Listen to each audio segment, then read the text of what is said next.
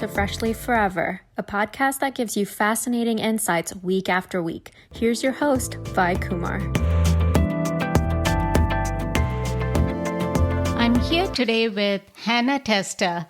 She is a sustainability advocate, international and TEDx speaker, author and founder of Hannah for Change, an organization dedicated to fighting issues that impact the planet.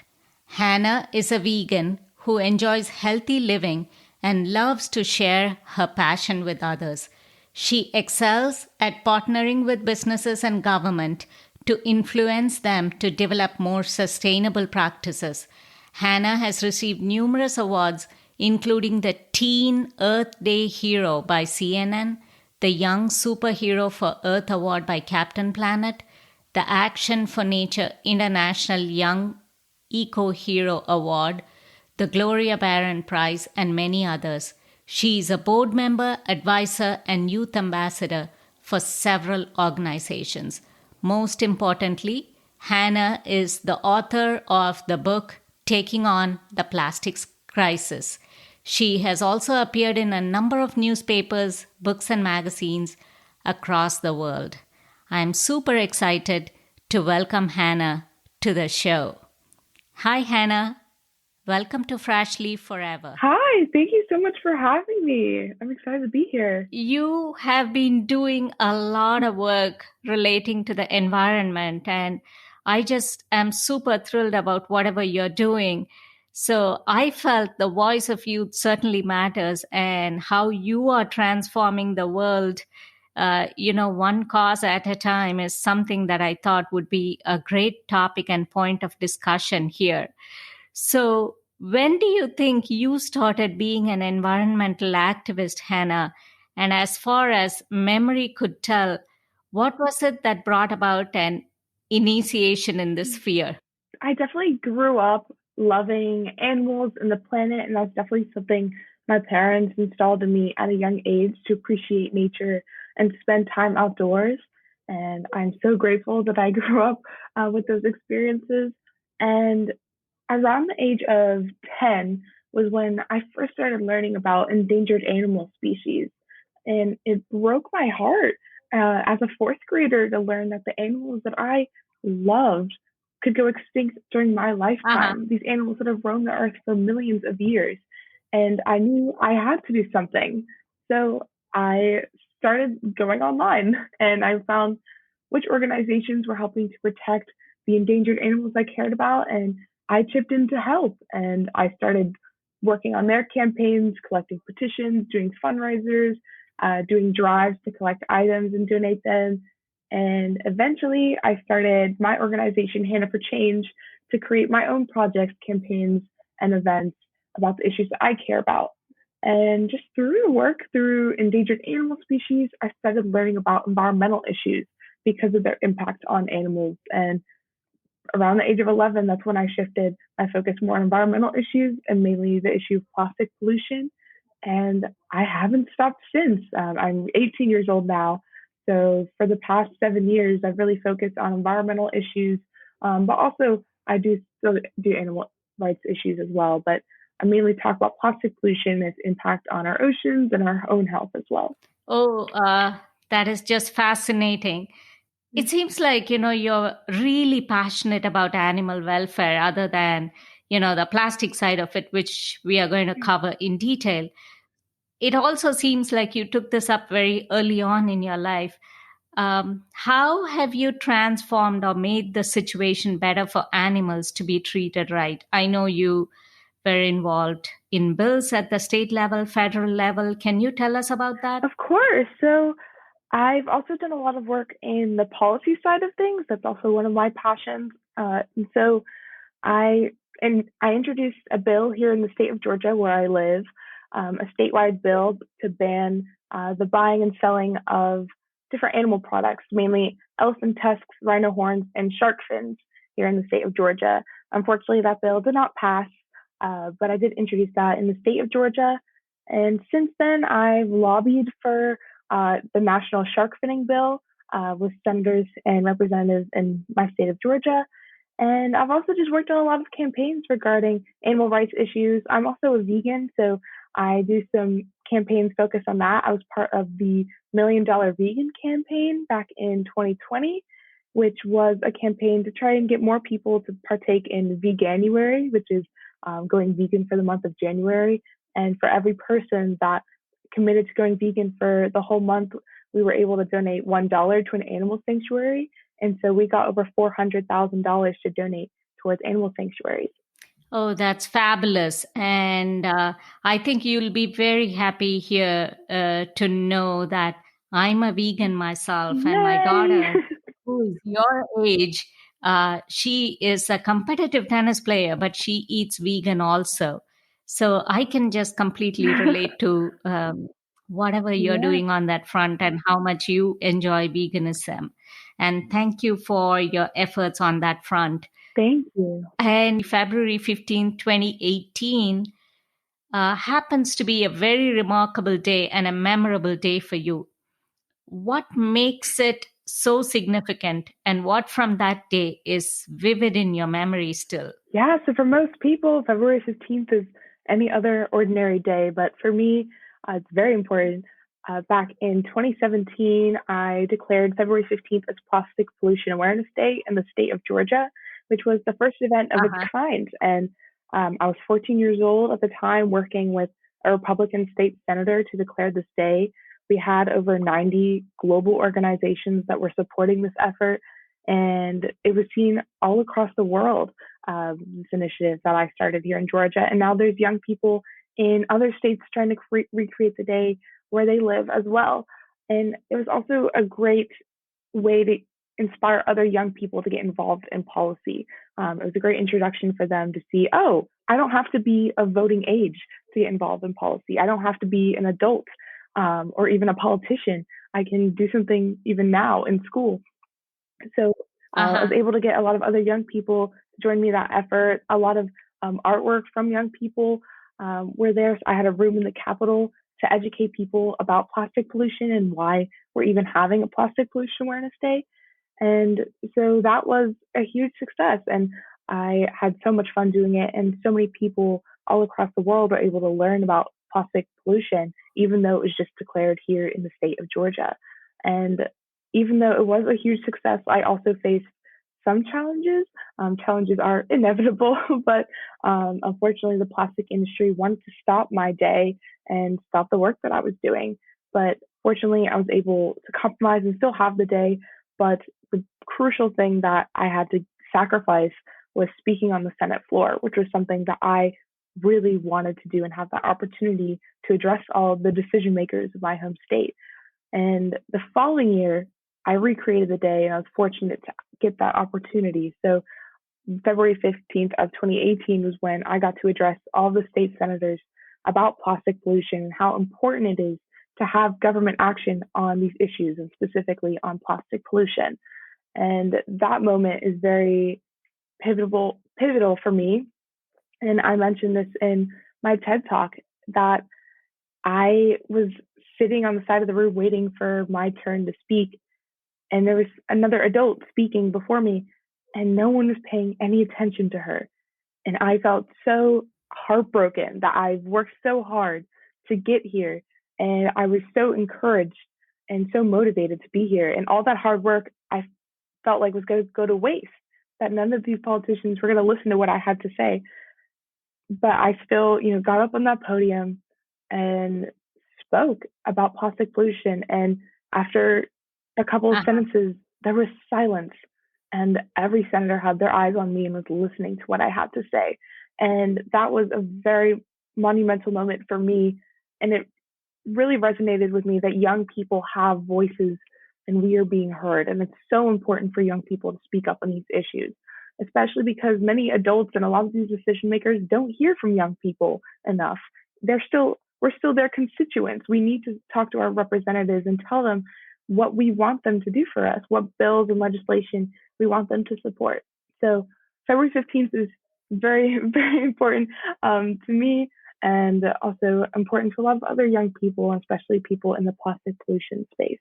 Oh, yes. Right there, the message is very impactful, that young people need not fear or worry about anything. All they need to focus on is their cause. And I can imagine how you must have felt when the adult in the room wasn't listened to. But I think certainly your message and your cause seems to have had um, its due impetus, and hats off to you for that. Thank you. So, what made you take up the cause of this plastic crisis? And was it something that happened during one of your vacation trips? What was it that prompted you to do it? I first learned about plastic pollution mainly with my work with different organizations and work with animal rights issues. I was hearing a bit about plastic pollution, but I didn't really know enough about the issue. And Uh huh. if I went out, I would see, litter on the ground and I'd pick it up when I could, but I didn't really understand what plastic pollution was or why it was so important. And it wasn't until I watched a documentary called Plastic Paradise. And that Uh huh. documentary is really what opened my eyes to the issue. And I was like, oh my gosh, this is crazy. How is nobody talking about this? And this was back when I was 11 years old, so around 6, 7 years ago. Plastic pollution wasn't a very mainstream topic, and most people didn't even know anything about it. So I knew I had to do something about plastic pollution because it's something that we use plastic every day. It surrounds our lives, and there's Uh solutions that are easily accessible and obtainable if we work for it. So I knew that I had to speak up and educate people on these issues because I felt an immense amount of guilt once I learned about plastic pollution. I started thinking of all the plastic that I've used in my lifetime, and I knew that I had to step up and educate other people too so they can join me in this effort because, like most people, we don't want to be a part of the problem. We just don't know how to be a part of the solution. So, ever since I've made it my mission to educate people on these global issues and mainly on plastic pollution, why it's such a big problem in the first place, like why people should care, but also the solutions and how we can get involved and help create a better world. Oh, I think what you are trying to do, or whatever you have accomplished so far on that front, is certainly fascinating and it's inspiring.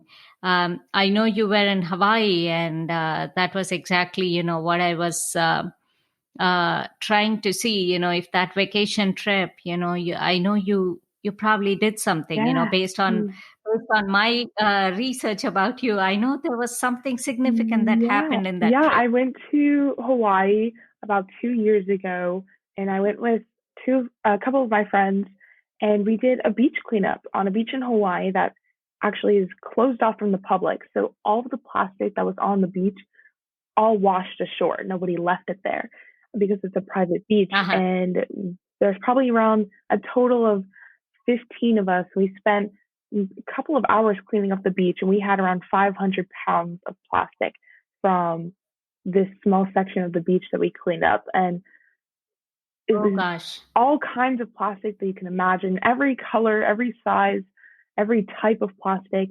And there's even sea turtles that were sleeping on the beach that we were cleaning up and that were laying on top of plastic. It was, I think, really eye opening, especially for me, because I talk a lot about plastic pollution and ocean conservation, but I don't live by the ocean.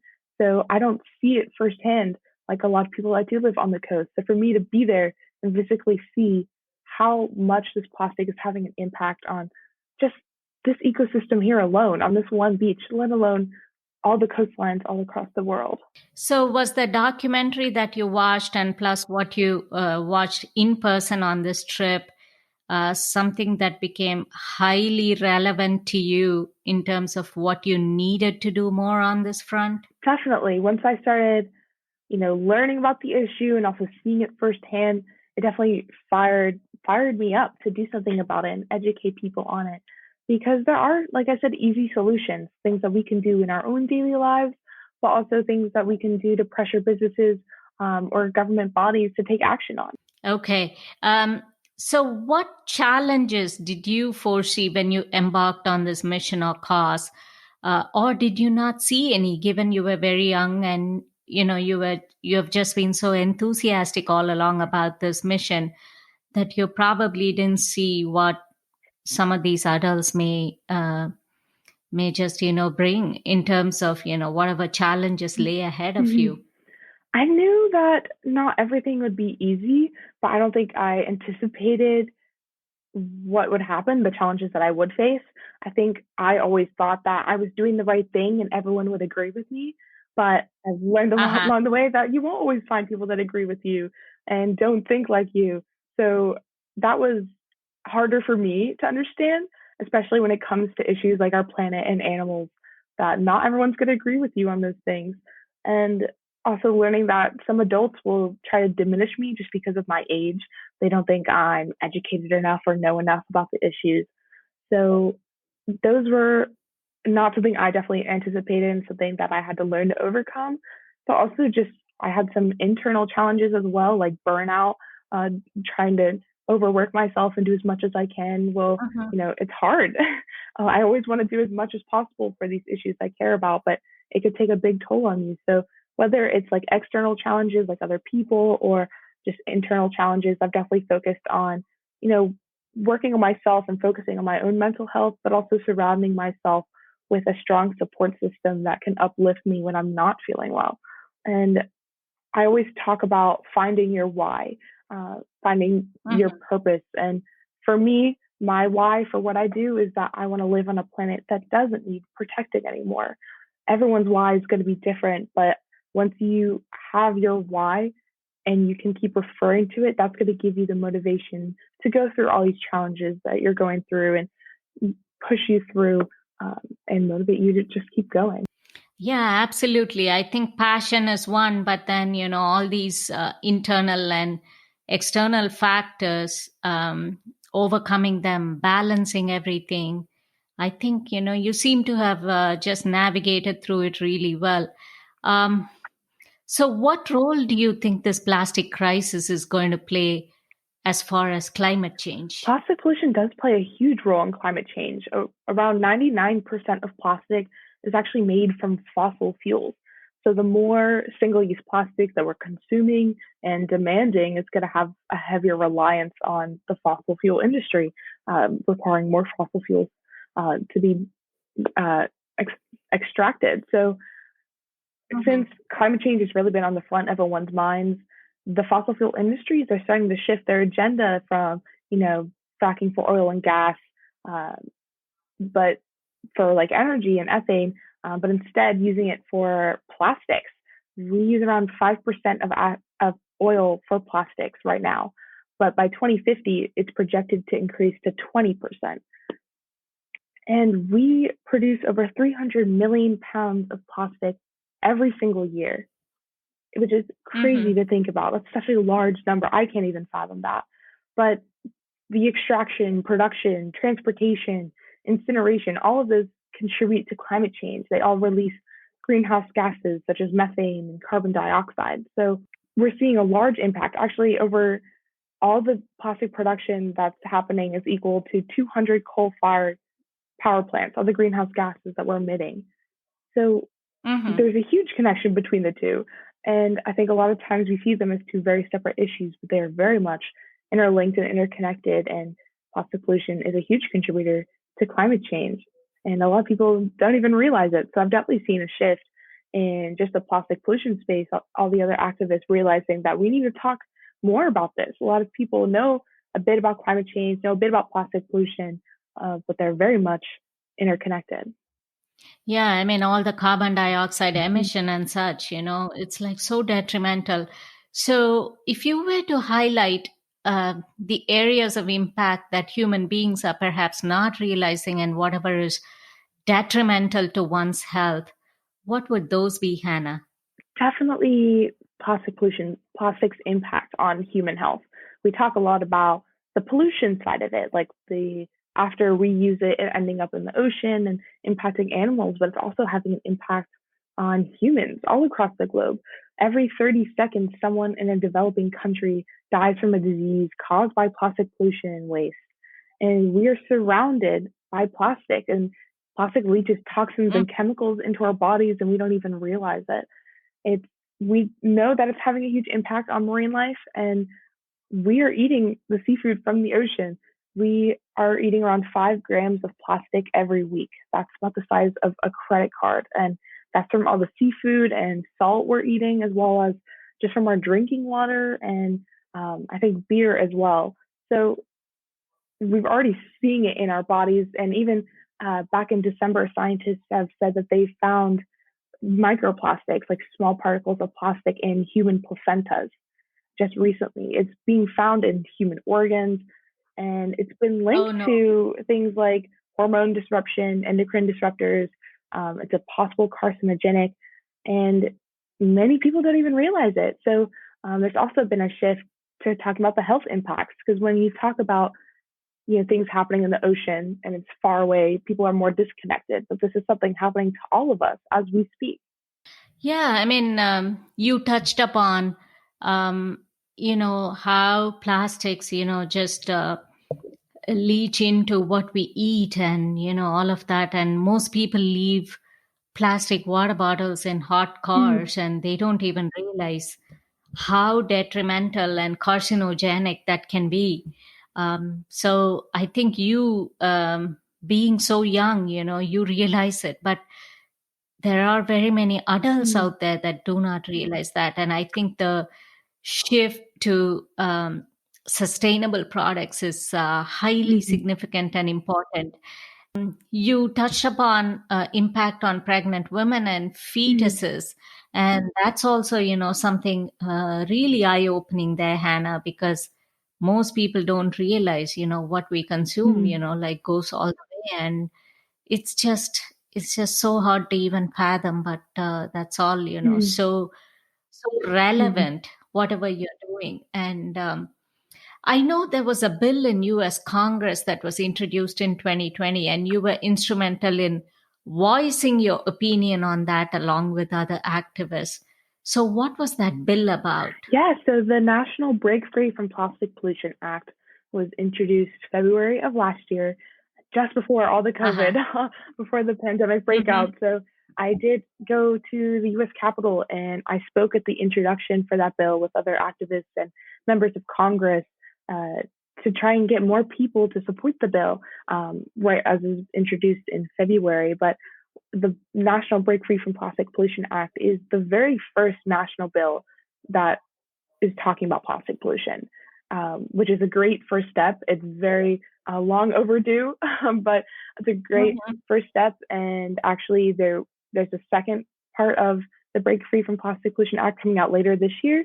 So definitely keep a lookout for that. But what the bill, at least last year's version was, um, as a quick summary, what it would do is it would ban certain types of single-use plastic products like takeout bags, but it would also, the main part of it would require the producers of these plastics to be more responsible for after consumer use, like putting more money into the waste management of it, or having Uh-huh. places to return, like in other states where you can put in like bring back like plastic water bottles and get like some cents back.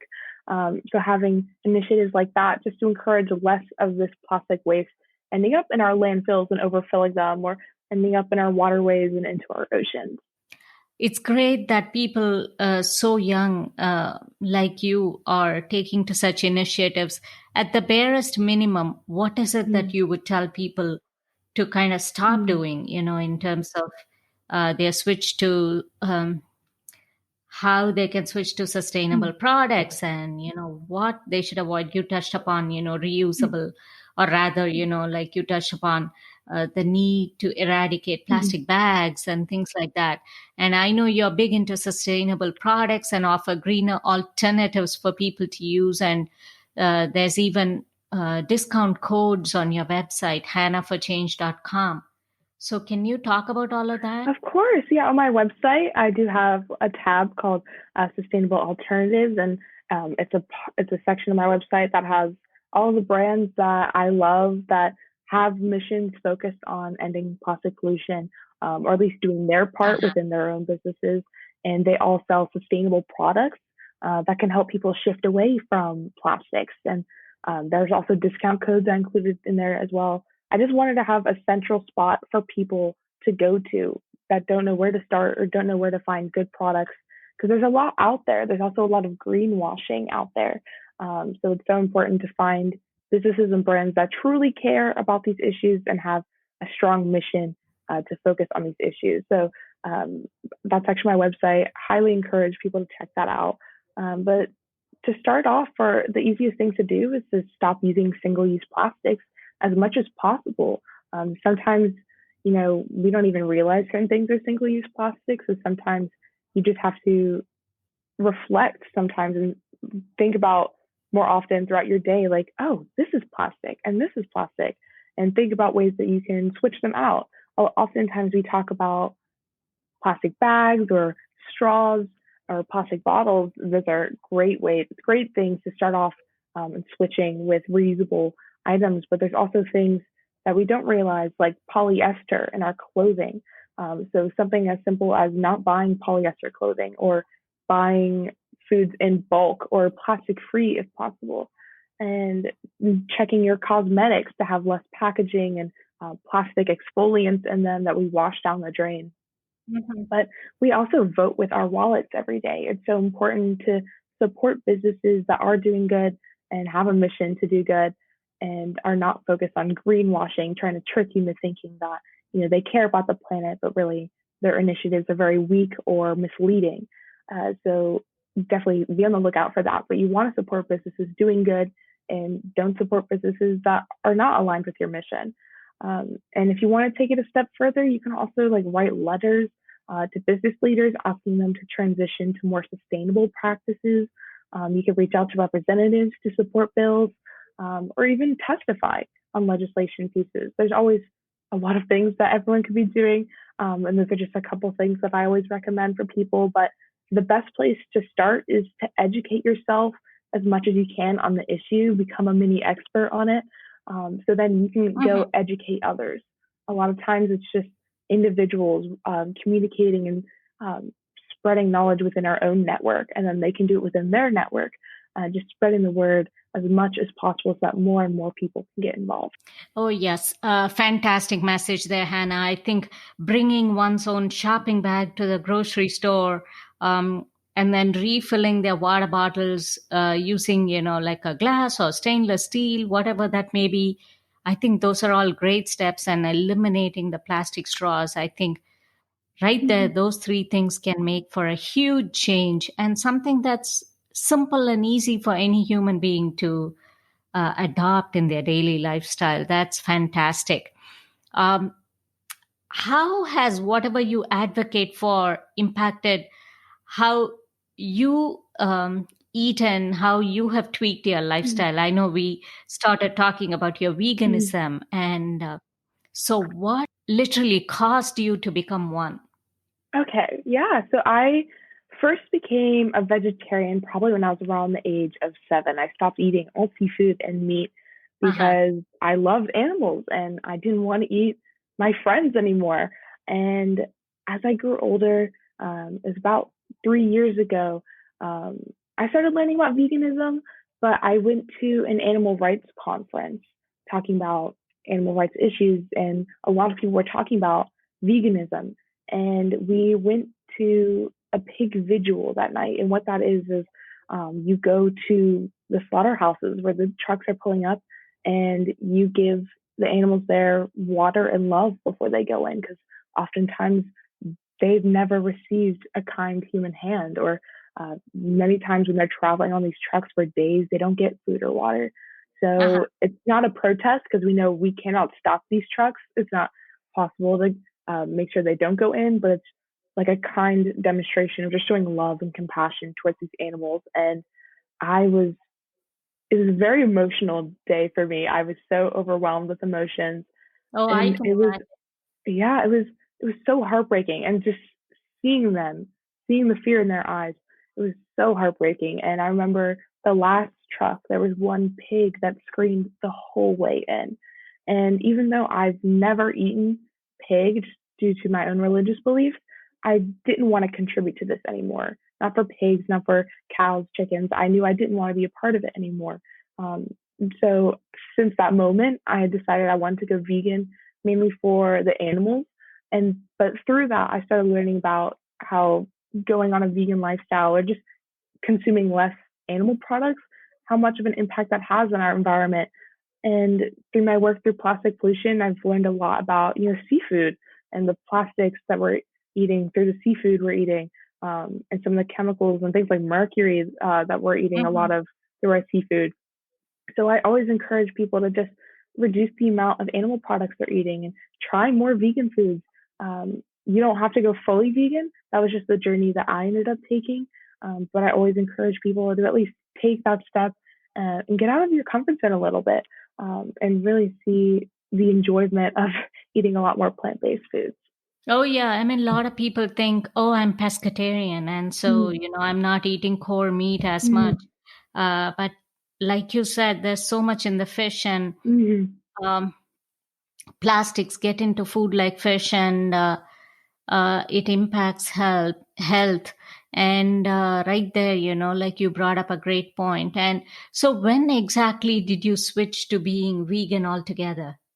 Yeah, it was about 3 years ago was when I went to that pig vigil, and I decided then and there that I was going to fully change from being like a vegetarian to a vegan. And I Hmm. cut out all milk and egg products in my life, and I've been keeping up with it ever since, and I've absolutely loved it. And I've had such a greater appreciation, I think, for food as well. I've spent a lot more time in the kitchen with my mom, and we try out a lot more Hmm. different recipes and experimenting. And I've definitely grown a greater appreciation for it. Do you miss anything I, transitioning to being a vegan? I don't actually, and I do get that question fairly often, but there's so many like vegan alternatives, like vegan versions of different products. So anything that I did miss, I can find vegan versions of it or make a vegan version of it. But I think just because I've been doing it for so long, and especially I've been vegetarian for so long, that I've never really missed like meat. I'd rather have like a black bean burger than like a beef burger ever since I was little. So there Mhm. hasn't been really anything I missed. But there's also just so much great um, technology that has come in the past couple of years. And it's so much more widespread. Like you're seeing places like Starbucks and Burger King adopting more plant based options, which is incredible. Yes, that is definitely a huge shift. And I think people in their teenage years and youth saying constantly that, hey, I don't really miss anything. And it's not anything forced on them, it's a conscious decision that Mm-hmm. the individuals take for themselves, shifting to being vegan, or at Mm-hmm. least at the very least, being vegetarian, or minimizing the amount of meat or fish that they eat. And um, I think, definitely that was something that I totally expected.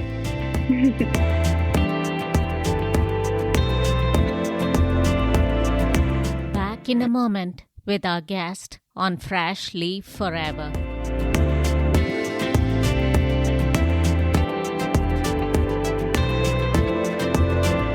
People don't realize, even using the microwave and using plastics in them, how it impacts their health. So, do you want to say anything Yeah. on that? Yeah, just briefly. And I know you mentioned earlier, like water bottles in cars and having them and then drinking that. Just like going back to the health implications, when you like heat up or cool plastics, that's when it starts leaching toxins into Hmm. whatever it's in. So that's why, like, if you have plastic containers and you put certain dishes in it, they'll stain that color because plastic is kind of porous. It'll leach stuff in, but also take stuff in. So that's how they get that like tainted color. So some of the biggest no-nos is like microwaving any plastic because that's when it releases the most. Such as like having a water bottle in a car, but even things as like freezing stuff in plastic also has similar implications as well. So whenever possible, try and never microwave plastic wherever possible, and instead of having like plastic containers or plastic bowls or dishes or plates that you microwave, instead use ceramics or use glass containers instead. That's a good message. I think you have spoken on my behalf too, right there. And thank you for doing that. And out of the several awards and media appearances, Hannah, which one means the most to you? Ooh, that's a tough question. because I am super grateful for all the experiences that I have had. But I think one that definitely sticks out to me was when I was on CNN. That was when I had the first plastic pollution awareness day, mainly Mhm. because that's something that I've grown up watching and my family has grown up watching. My grandpa in England, he's always watching CNN, and that's something that actually taught him to learn English when he moved to England. And for him to see me on CNN was, I think, such an incredible moment for my family. It was really the first global platform that I was really on that reached a global audience. And so that's something that I think really stuck with me because it really was really important for my family. It's something that, we really cherish and we still talk about to this day. So I'd probably say my feature on CNN. Oh, great. You travel a lot out of the country, even as a child. Was any of that instrumental in whatever you saw outside or the global practices that also may have had an impact on all the good things that you're doing today? I do travel a lot. I do go to England a lot because that's where everyone Mhm. on my mom's side of the family is. But even just growing up, we've always loved to travel and explore the world and see other cultures and experience their cultures and just have a greater appreciation for other people and their experiences and their cultures.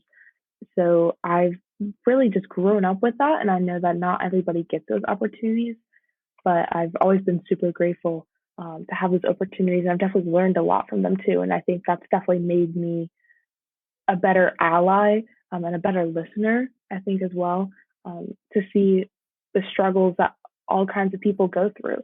But I think it also made me realize that we all have a lot more in common than we have different, especially in our world today. There's a lot of polarization, and we're either one side or the other, and we struggle to agree on anything. But when it really comes down to it, we have so much in common, and it just takes the time to listen to what other people have to say and listen to their side of the story. I think that's when we'll really see a lot more unity. You know what? You have absolutely left me dumbfounded by what you said right there.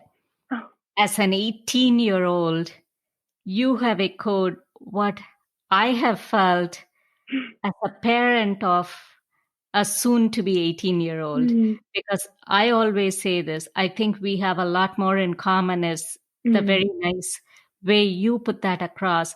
But I always say, where humans exist, everything is the same. And mm, like I said, I immigrated into the country, but I feel even in the different festivals that we celebrate across cultures and in so many other things we do, there's so much in common. So I think mm, it's very important for people to realize that we are all in everything together, and we may call things differently, we may do things mm, slightly differently, but we are all trying to address the same cause. And it's actually so amazing to me that even the festivals that everyone celebrates, it all mm, aligns, and the theme mm. as such definitely aligns around the same time of the year. So that's fascinating. And there's something you feel you would have done differently looking back? I would definitely say that all of my experiences have definitely shaped me to the person that I am today. So I don't know if I'd change anything, but I think looking back, I would definitely very once I really got involved, I just became so engrossed into the work that I cut out a lot of my friends and family because all I wanted to do was my activism, and that's Uh-huh. what eventually led to my burnout. And it took me several months to really recover from it, and I did learn a lot from it. So I am grateful in a sense that I had that opportunity and was able to realign what's important to me and how to better manage my time and my energy. um, but I think looking back, I wish I knew those lessons before then, so that wouldn't have happened in the first place. But Uh-huh. that was definitely something that was hard to understand where to draw the line. Where do I say no to upcoming opportunities? Because I can't do everything. I can't be everywhere at the same time. Uh-huh. So that was definitely something from a young age, I had to learn, and not everybody learns that at the age that I did. So it was definitely a learning process, um, a lot of ups and downs and pros and cons, but I'm grateful that I did have that opportunity and it shaped me to the person I am today.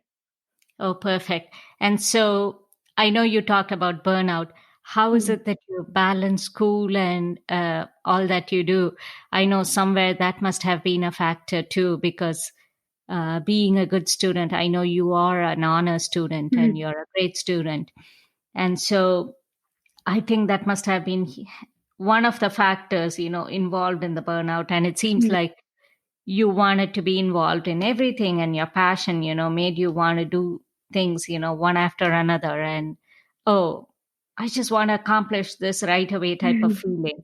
So I Yeah. can understand. And so, how is it that you ended up balancing school and all that you do? Yeah, crazy enough, my sophomore year, I'll use sophomore year as an example because junior year ended early because of the pandemic. I missed around like Uh-huh. 50 days of school my sophomore year. A lot of it just due to traveling for speaking engagements or conferences or different campaigns I was working on. So I did miss a ton of school pre-pandemic. So I definitely took some time, especially in my burnout, to reevaluate how to better manage my time and what's most important to me. And so I realized that for me, school is more important. I want to focus on my education and get good grades because I'm so grateful to have the educational opportunities I do have. And I want to make sure that I still am pushing myself academically and doing good in my classes, but still doing the activism that I love doing. So whenever I get home, I always try and get my schoolwork done first and make sure that I'm caught up in school. And then after that, I focus on my activism and focus on my meetings, my calls, my planning.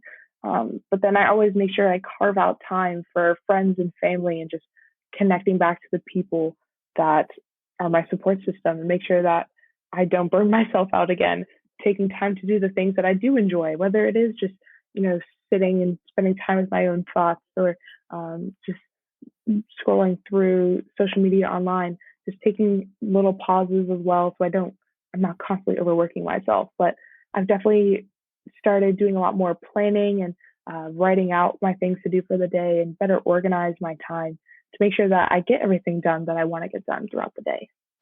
It's a good thing, and I'm glad that you figured out that balance. So, what is your plan going forward, and where do you see yourself in the next 3 to 5 years? Yeah, so as a senior, I'm going to graduate in May. So I applied to several colleges and I don't know where I'm going yet. I'll find out in like March, April.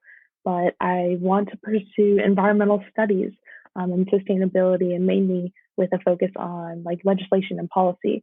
So that's Uh-huh. what I want to pursue. I want to continue the work that I do and still do a lot of like public speaking and campaigning and different events. But I career wise, I still want to do the stuff that I do today. So I do want to go to school for environmental studies and hopefully get a career either working for nonprofits that are focused on influencing policy or working for a government agency like the EPA or even working for a sustainability consultancy. So definitely the work that I do today has definitely had an impact on what I want to do with my future. I think you're well positioned and you're way ahead on the road to that. Definitely, all of this must have come in the way of your family time, and you mentioned some of it. So, how has your family dealt with sharing you with the society for these causes? I think it definitely, while it was all happening, we didn't realize how much I was gone and how busy I was until the lockdowns. And I was pretty much stuck at home and I wasn't doing any of my travels anymore. When we, as a family, started realizing that I wasn't around and I didn't get to watch my brother grow up as much as I would like to or spend as much time with my family as Uh-huh. I would like to, especially as I'm graduating soon. So I think definitely when we were all in lockdown, we spent a lot more time together. That was very much needed. But I think just during it all, we didn't even realize. I think we were really oblivious to it. But now I definitely spend more time to make sure that I spend time with my friends and family because they're all that I have. Like they mean so much to me, and I want to appreciate them as much as I can before I do move away. Oh, absolutely. And who was the major driving force in all that you have accomplished?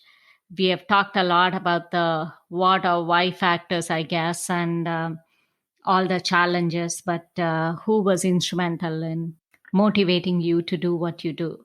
My parents are definitely huge inspirations for me and are definitely a driving reason of the person I am today. The reason I do what I do is what they've taught me from a young age, and they've been so incredible in supporting me since day one, and definitely believed in me before I really believed Uh-huh. in myself.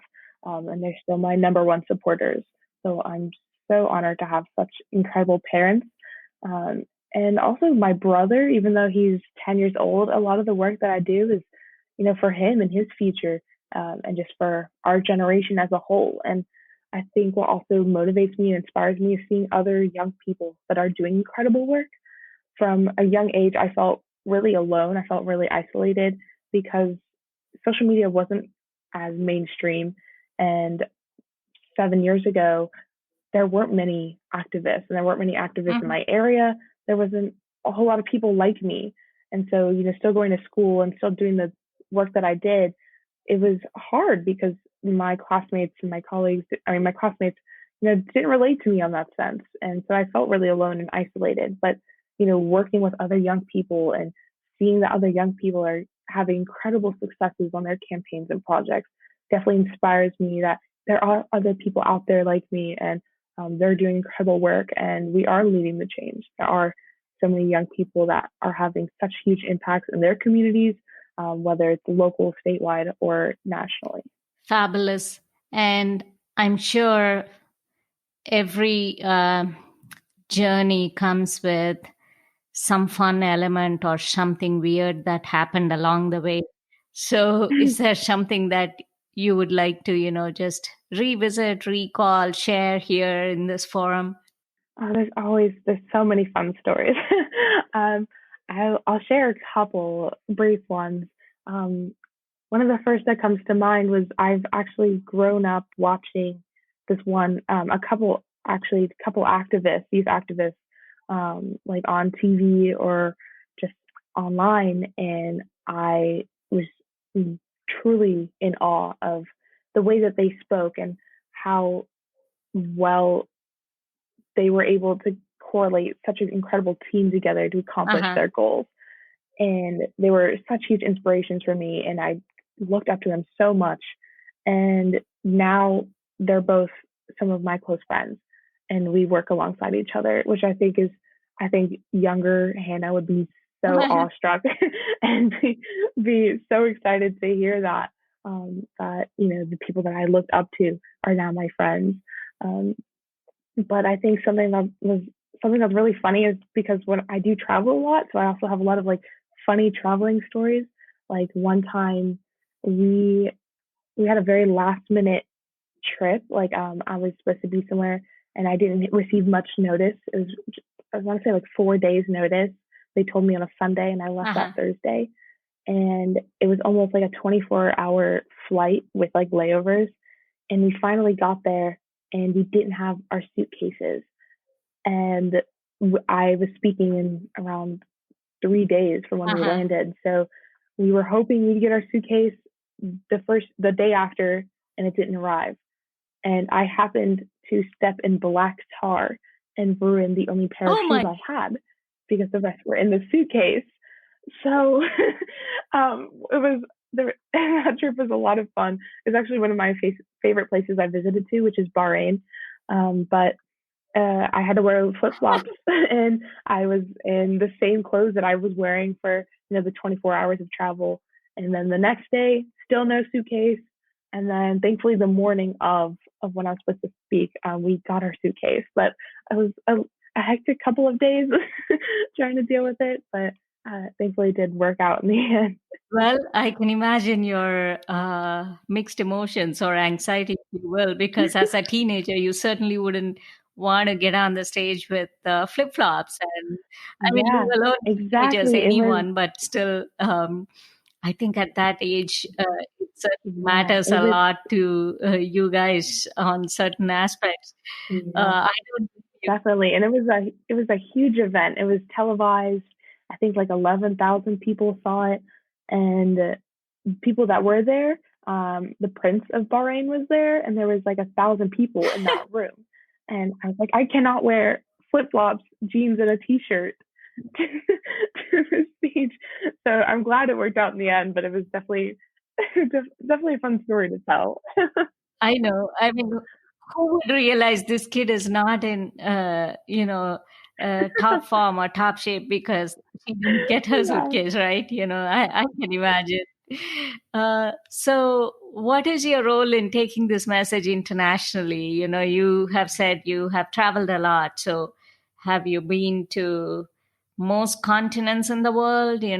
How far are you? What is your role? Yeah, I've visited several countries to speak, but then also I have contacts with so many young people all across the globe and have a network with so many individuals and groups in all different parts and every corner of the world.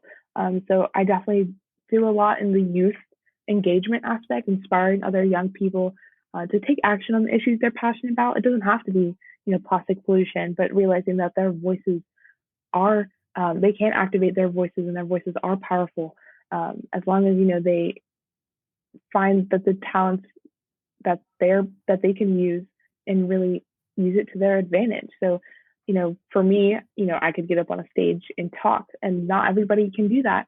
So for other people, they're better, organizing behind the scenes, or they like doing creative things, like they like doing art or film or photography. So you find the talents that that you can use and utilize, and bring those forth on the table. So I always talk about inspiring young people to take on the issues that they truly care about, and so that's definitely something that I do a lot of. That's one of my main things that I do, is talking with young people, not just here in the U.S. but everywhere across the globe. And I actually am Uh-huh. part of Ocean Heroes Boot Camp, which is an annual event with young people from all across the globe that are passionate about mainly plastic pollution. And I've been a squad leader. So I've been like a camp counselor in a sense for the summer boot camp for the past 3 years. And so I've become a mentor to the kids that are in my group. So even though boot camp is like a couple of days long, I still mentor many of these kids even afterwards. So I do have, in a sense, this leadership role of mentoring a lot of young people, giving them advice or even just someone to turn to when they need to talk to someone, or even just uh, introducing them to my own network if they need context. So that's definitely my main role, is working with young people internationally. Oh, fabulous. And I think as far as pandemic helping or hurting what you do, I think you seem to have put your time to good use even in this virtual world, and you have still accomplished Yes, um, yes, a lot of stuff. everything has moved pretty much virtually. I think as we all realize, Uh-huh. like, oh, we're gonna be like this for a long time. This is not gonna be a couple weeks. As far as seeing the positive and driving it towards success in other areas, I think that's you are on the right path. And I know you have some donation efforts going um, on your website for marginalized students. Can you talk about that? Of course. So I recently published a book called "Taking on the Plastics Crisis," and it's with the publishing company Penguin Random House. And the book is for young adults, pretty much middle school, high school age students, but really any ages. So it talks about my story, how I got involved in activism, but it's mainly talking about plastic pollution. And it's a quick read for people to understand, the basics of plastic pollution and how it's impacting our oceans, our own health, but also why recycling and cleanups are not the solution. They're great, but that's not the ultimate solution. We have to implement, stop plastic coming from the source, and instead of, the cleanup efforts. So I talk about those. I also talk about solutions of like, stopping single-use plastics in your own daily life. But then I also share some inspiring stories of other young people that are achieving incredible things in the plastics pollution space from all across the globe. So I published that back in October, and alongside the publishing date, I've also been running a campaign to collect donations so that I can sponsor my book to schools and marginalized communities. So I do have a spot on my website for donations, and we're trying to donate books to as many schools as possible. And the reason I chose marginalized communities uh, as most important to donate to is because a lot of times the kids in those communities don't get the opportunity to hear that their voices are valid.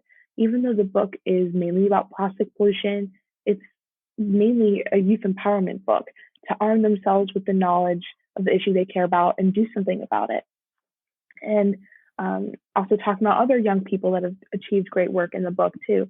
And even just seeing, someone that looks like them on the cover, I think is also, representation truly matters. And that was something that I didn't grow up a ton with, but I'm so glad that my brother is. He's growing up with a lot more representation now as we're realizing that our world is so much more diverse. So I definitely wanted to make sure that I can be able to donate these books into these schools because a lot of times they're harder hit, and especially with the pandemic, a lot of schools had budget cuts, and they otherwise wouldn't have the opportunity. So that's the main campaign that I've been working on is to help collect donations and to provide to schools that are in need. Okay, kudos to you for doing that. Again, that's hannahforchange.com. That's where people can go and donate. Hannah, HANNAH, numeric 4, CHANGE.com. And I guess that's your Instagram handle as well, Yes, correct? Hannah for At Change. Hannah for Change. Okay, fantastic. And how can we get the next generation to care for our oceans? And how can people become ocean literate and understand the human connection? I know you have done something on that. Yeah, our oceans are in crisis, but many people don't know how to get involved or don't understand the issues that are happening. Like for instance, plastic pollution. There'll be more plastic in the ocean than fish by weight in 2050. And I talked about like cleanups and having your own personal footprint. Reducing plastic pollution has a huge impact. You said 2050? Yeah, 50? 2050. By 2050, there'll be more plastic in the ocean than fish by weight. Um, and so I was able to play a role in developing a school curriculum about ocean conservation. And that's with the group Students Rebuild and Global Nomads as part of their Ocean Challenge. So we developed a curriculum for all age schools. There's two versions, one's for younger age group and one for an older age group to talk about ocean conservation and develop a campaign for them to start on helping to protect our oceans.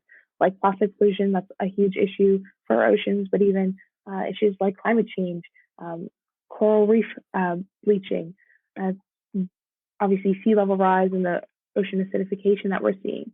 And if our oceans die, we die too. So it's so important that especially young people learn about these issues and their solutions because by the time we're old enough to be in positions of power and make the decisions to protect our planet and our oceans, it's going to be too late. So that's why it's so crucial for young people to learn about these issues now and speak up on them now so that we can inspire more policy and legislation or initiatives to be done to help better protect our oceans.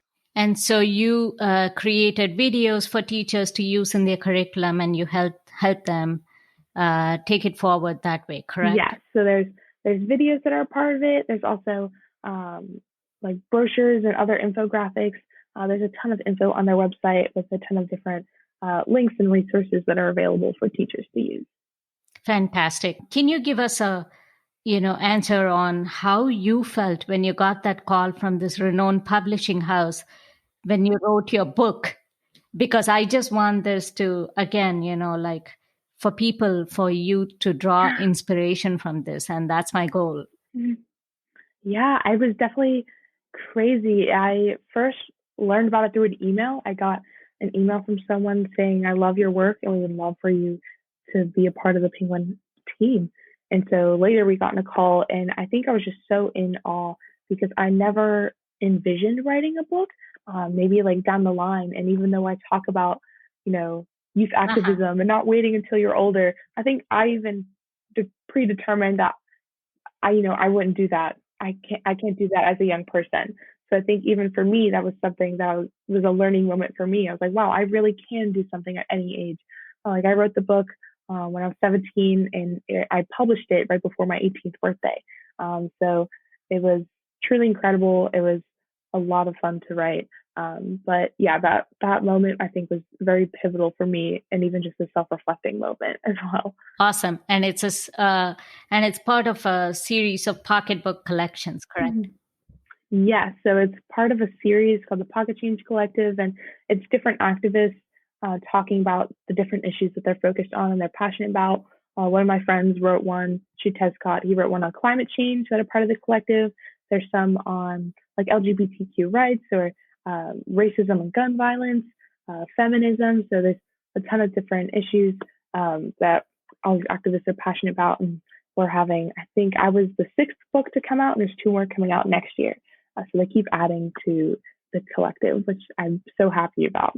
Okay. And that's fantastic. And Taking on the Plastics is available on Amazon.com. And is it also available as an ebook?